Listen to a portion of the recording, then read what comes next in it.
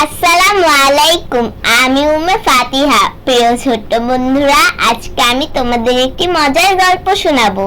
এক চাষি আর সোনার হাঁসের গল্প। অনেকদিন আগে এক গ্রামে থাকতো এক গরিব চাষি।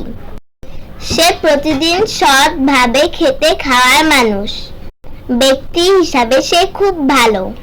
তার মধ্যে কোনো লোভ অহংকার বলতে কিছুই নেই। একদিন মাঠ থেকে ফেরার পথে সে একটি আহত হাঁস দেখতে পেল। চাষিটি খুবই দয়ালু। সে হাঁসটিকে বাড়ি নিয়ে এসে যত্ন করে সুস্থ করলো।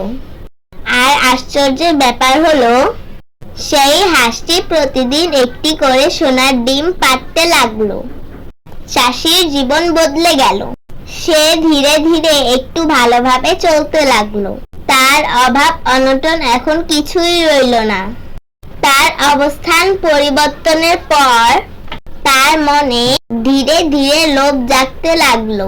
সে ভাবলো, যদি হাঁসের ভেতরে অনেক সোনার ডিম লুকিয়ে থাকে, তাহলে সে আর দেরি করবে কেন?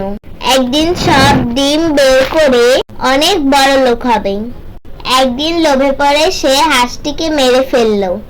কিন্তু হায়, ভেতরে কিছুই ছিল না। সোনার ডিমও বন্ধ হয়ে গেল।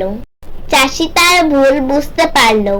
সে কাঁদতে কাঁদতে বলল, লোভ করলে বরং সবই হারাতে হয়। বন্ধুরা, এই গল্প থেকে আমরা শিখলাম, অতিরিক্ত লোভ করলে যা আছে তাও হারিয়ে যায়। তাই কখনোই লোভ করতে নেই। যা আছে তাই নিয়ে সন্তুষ্ট থাকতে হয়। ভালো ভাববে, ভালো থাকবে। আল্লাহ হাফেজ।